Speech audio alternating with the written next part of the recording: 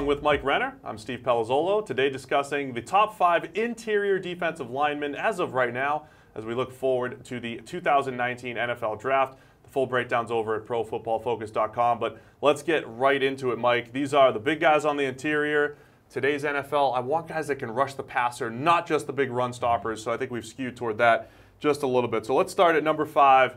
It's Christian Wilkins out of Clemson. I know he's getting a ton of first-round hype and top 10 hype. Why do we have him only at number 5 among interior defensive linemen? Well, I think it's what you just mentioned about pass rushing being so important to your projection to the NFL, and Wilkins, up to this point, just has not been a plus pass rusher. He's an incredibly strong human being there on the interior, but it's not a refined pass rusher and not terribly explosive off the line of scrimmage. So that combo together makes me think he'll be a good run defender at the next level, but not necessarily the pass rushing sort of interior guy that I want top 10, top 20 in this draft. So he had a 67.8 pass rush grade last year, which is not great on our 0 to 100 scale. Great. I gave him a pass for it in 2016 because he kind of played on the edge a little bit, and I was really impressed with how he did that.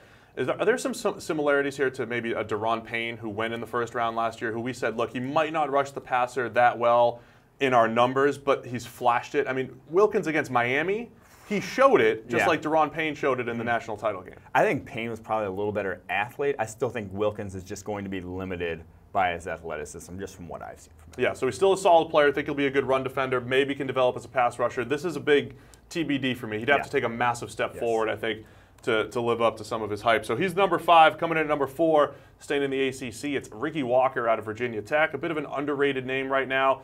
By the way, we've cut a lot of guys off this list. You know, Alabama guys, LSU guys, some big names, Ohio State. And this is subject to change, but Ricky Walker has graded well. He was our number 8 pass rusher last season in the among returning interior D linemen. He's got a great body for the interior defensive line, really thick build, strong throughout his legs, upper body, very powerful man. Has flashes some pass rushing moves at times, has a nice little spin move that he'll throw in there every once in a while, but really still a project at this point. But you like that he's been a productive project. And that's why we have him in the top 5. Yeah, so the grades are pretty good. I do see a ton of plays, maybe a little bit like his teammate, Tim Settle, where it's just like really good low pad level, like we could see it. It's just a matter of down to down. Yeah. Yep, absolutely. So he's at number 4. Coming at number 3, it's Christian Wilkins' teammate, Dexter Lawrence. Only a true junior this year. He was outstanding as a true freshman. That's what we're breaking down here. Pass rush productivity in the nation in 2016. He was only a true freshman, but he was still number 3 among all defensive interior linemen that season. Yeah, a lot of these other guys are probably 3 techniques on this list, guys that you want rushing the passer, whereas Dexter Lawrence, he's 350 pounds. He's going to be a nose tackle at the next level. He doesn't really move like a 350-pounder. When I heard that he was 350 pounds, I was like, really? Like, that is not, it just does not look like he'd weigh that much, because that is enormous. And he backs it up on tape. He has some impressive reps, but at the same time, I'm just not sure the value you're getting out of a nose tackle, especially one who, while he's a good athlete, I don't still think he's going to be any, he's not going to be like the other pass rushers on this list in terms of production there, but I think he can wreak some havoc against the run, and for what he is, like you mentioned, a true junior, still has room to grow, still has possibly 3 years of eligibility left. It's crazy. It's scary to think what he could be at the end of that sort of line. Yeah, he has a lot of reps where he absolutely jacks up blockers. There's other times he does get moved by double teams at times, so despite his size, still room for improvement there. And then the guy that he's been compared to quite a bit, he came in the same year as him, only number 2 on our list, Mike. It's Ed Oliver from Houston. Again, the number 1 player on so many just overall draft boards, and especially among interior defensive linemen. We have Ed at number 2. Why the discrepancy there?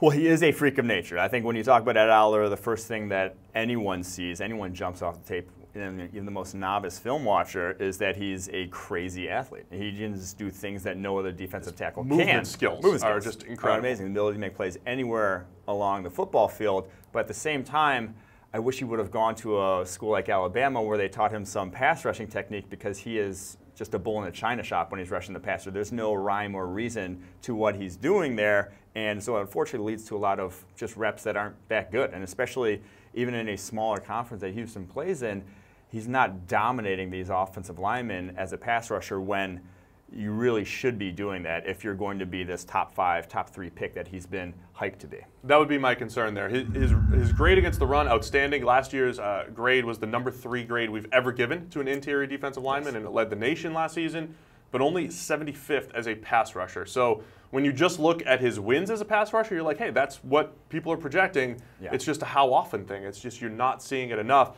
Now, I love Ed because Houston sent me a little bobblehead of him riding his horse Oreo. Yeah. You know, so you'd think this would skew me and I'd put him at number 1 just because of it. He might get my Heisman vote just for this alone, but for right now, he's number 2 on our list. I want to see that pass rush productivity increase this year as a true junior. By the way, horses had bobbles too. Oh yeah, it's a bobble horse and a bobble head. It's amazing. University of Houston getting after it. But it's a big year for him. He's already declared for the NFL draft. We don't have to wonder. He's a true junior. Yeah. He's already declared. He did it a year in advance. But coming in at number 1, who's going to beat him out? It is Jeffrey Simmons out of Mississippi State. We have to mention the caveat. He's got an off-field issue that's going to come up throughout the draft process. But focusing on the on-field, I think he's the best pure interior rusher in the nation when it comes to size, length, quickness, and I think he's going to have a monster season. Yeah, he is built the way you would put together a defensive tackle in the NFL. Has the height, has the length, has the power, has the speed, really has it all. And then, unlike Ed Oliver, he has a handful of pass rushing moves that he goes to again and again, plays with great natural leverage as a pass rusher. I'm a big fan of his game. He really, to me right now, is the most polished defensive tackle prospect. Now that's obviously subject to change. Ed Oliver could, put together a monster junior year, but right now Jeffrey Simmons has the full toolbox, whereas Ed Oliver doesn't really. Yeah, Simmons came in number 2 among returning DIs to Oliver as far as overall grade went last year. But his breakdown of versus the run versus pass rush was a lot cleaner than Oliver's. And the fact that Simmons is doing it in the SEC. In the SEC as well. He's doing it in the American. So. Yeah, so we wrote down in the article room to improve next year. All I said for Simmons was, look, what do we want to see? Domination this season, and if he puts up that monster grade, we've seen our grades translate really well to the NFL. If he puts up another 90-plus grade, we're feeling pretty good about him as our number 1 interior defensive line prospect. Of course, you can get the entire list over at ProFootballFocus.com, and be sure to subscribe to the YouTube channel for more great NFL draft content.